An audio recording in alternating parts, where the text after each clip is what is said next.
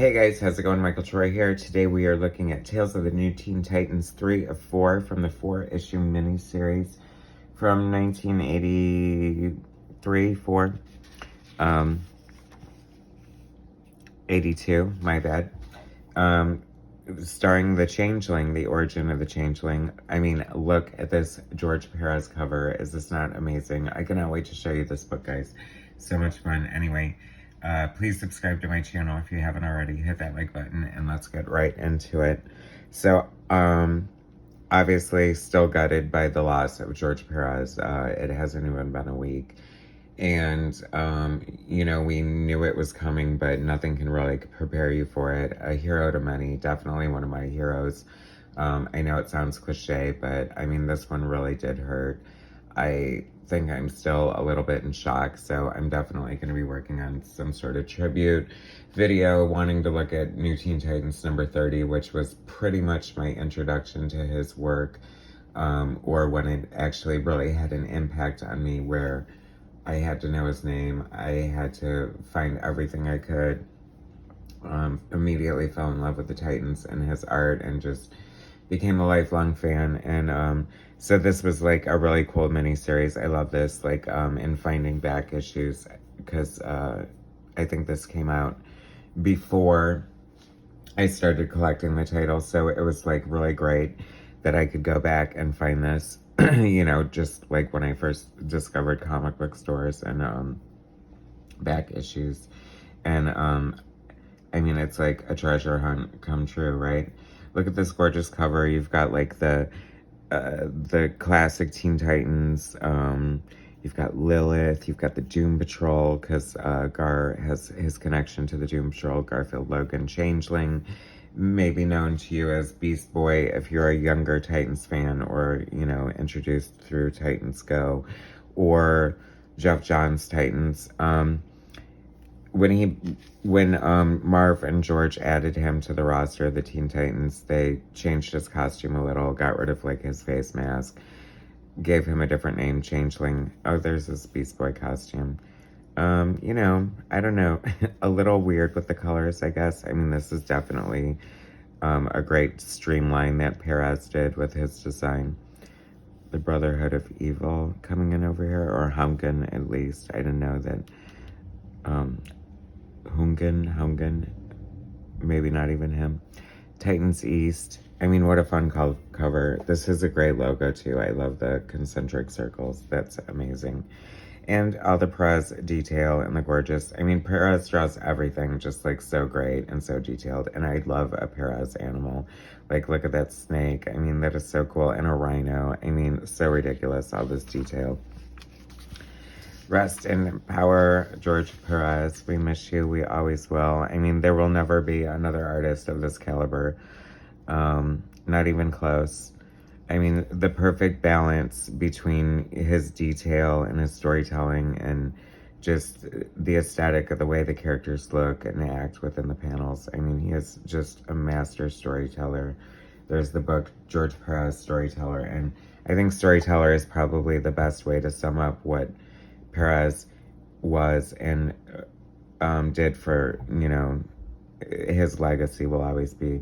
I mean, his run on Wonder Woman, especially when he was writing it himself, and even when he left as penciler and continued to write it. I mean, he had so much heart and empathy and just such great, brought such humanness to such like grandiose characters that made them so identifiable.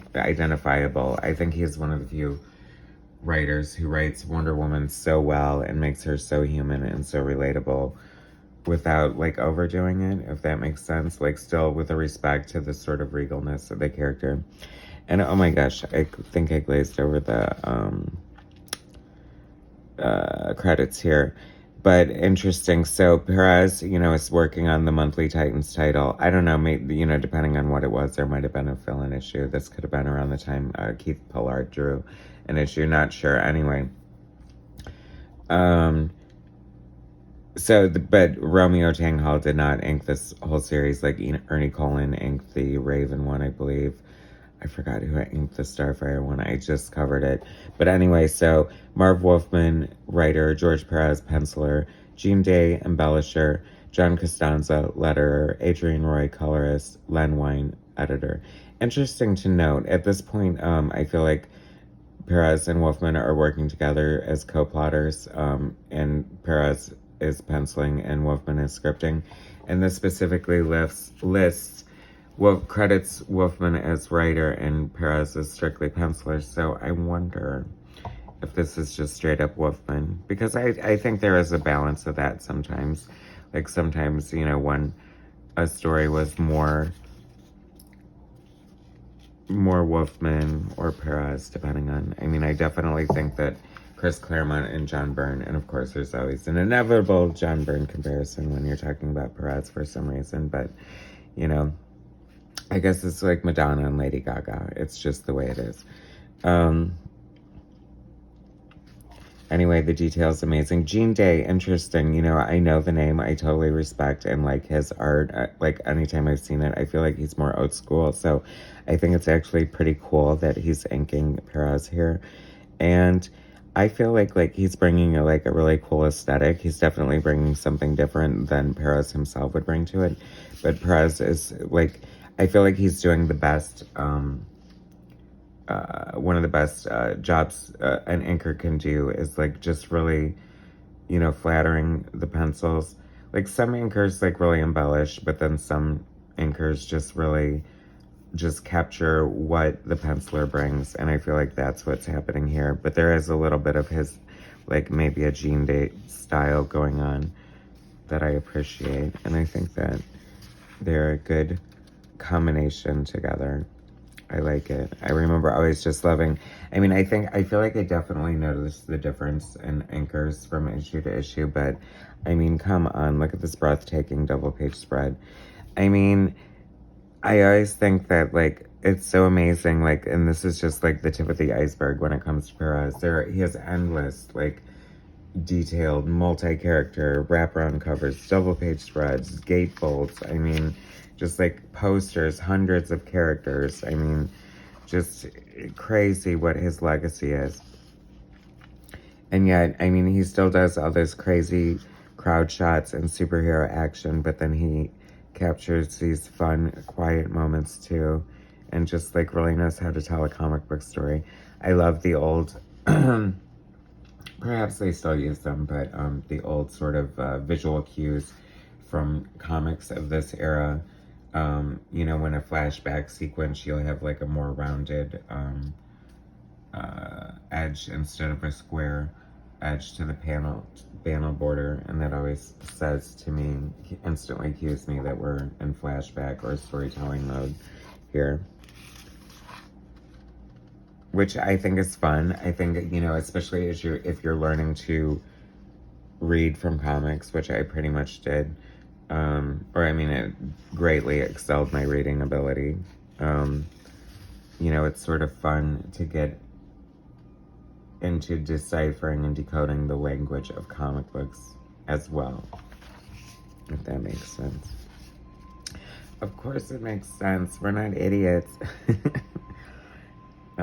that Jillian? Yeah, I always kind of like Jillian. I liked when she came back with pink hair around the time of the wedding of Donna Troy, and I just thought she was fun, and definitely better for Gar than Tara Markov, for sure. And I can just hear Philip saying that, bitch, die, Tara, die. I still have a soft spot in my heart for Tara just because I guess she's a blonde, but what can I tell you? Anyway, such a great PÉREZ storytelling going on here. I love Gar's look, like with the hairy chest and the open shirt and like the red vest and pants. Like, I mean, what are you gonna do? Wear your green, so you probably shouldn't wear red because first, you're gonna look like Christmas, and second of all, they're like complementary colors. But I mean, while that works, and maybe that's what the colorist was thinking, I don't think it should say Christmas unless it's Christmas. And I'm not anti-Christmas. I just don't want it all year round. Or in the 70s. Anyway, love this page. This is like such a great like movie montage. I mean, like the things that Perez put himself through as an artist, like it's just so crazy. Like it's embarrassing just to like look at one of his pages if you're an artist, because you instantly feel lazy and just like, I don't even know. I mean, I started out as a Perez clone. When I found out that one of my brothers called me that, I was like so flattered. And I don't know, a lot of people think being called a clone is like an insult, but it's not an insult. I feel like the definition of a comic book clone is somebody who sort of emulates another artist or copies another artist. But generally, like speaking, you know, they always come into their own, or you can't help but have your own,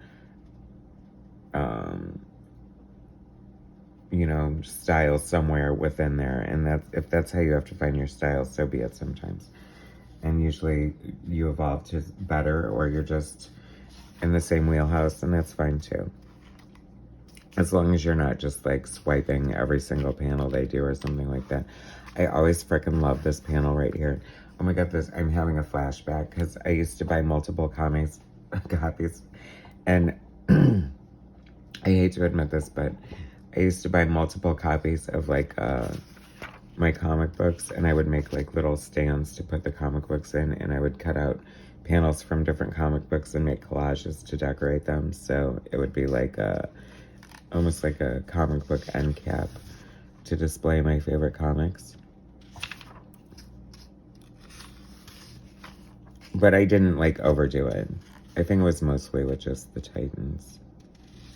I definitely cut up that one with the Aqua Lad holding Aqua Girl on the cover. And use that for decoration, I'm sure. Anyway, I always had a backup copy or two. Crazy, I know. Anyway, love, like, I don't know, this is just so much fun. I love it. That's like so Iron Man or Crimson Dynamo in a way. I am loving the inks here, and I'm loving the use of Zipatone and just like the sort of, because Perez definitely, you know, I feel like I came onto liking his art with Teen Titans 30, which was definitely where his art started evolution, like it had evolved in like a great way, where he had moved away from like the House Marvel style and like more of a blocky Kirby style, and retained, you know, his action and stuff, but sort of streamlined in his characters and his art. And just, I mean, I love this page here. This is so fun. I mean, that's super cute. I'm sorry, Gar eating a hot dog and Cyborg tousling his hair and making fun of him and probably being like, "Hey, salad head." Like, I love how, like, rude they were to each other. What do you want, Rust Bucket? I mean, you know, whatever. Anyway. And I'm glad we end with these pinups by Perez, so you can see, like, what it looks like when Perez inks himself. And there is no one better when it comes to inking Perez than George Perez. And I did like the early like Perez and Austin stuff, like when they did Avengers or X-Men covers together. Those were super cool. But in this style, like, I think that Perez, and that was always like the pinnacle of his inking his art for me. Like when he moved on, I think his inking did evolve a little bit in a different way, but still always like amazing. Anyway, Changeling, Tales of the Teen Titans, number 3 of 4. Such a great story. The origin of Gar Logan, Beast Boy, one of the coolest members of the Titans. Always loved him. Anyway, continuing our tribute to the sad loss of George Perez, and just like, hopefully you get to see something you haven't seen before by the master. I could do this show for the rest of my life and never run out of issues of Perez to show you guys. Anyway, thanks for watching. Subscribe to my channel if you haven't already. Hit that like bucket. Hit that like bucket. Hit that like button, and I will bring you more soon. Thanks, guys.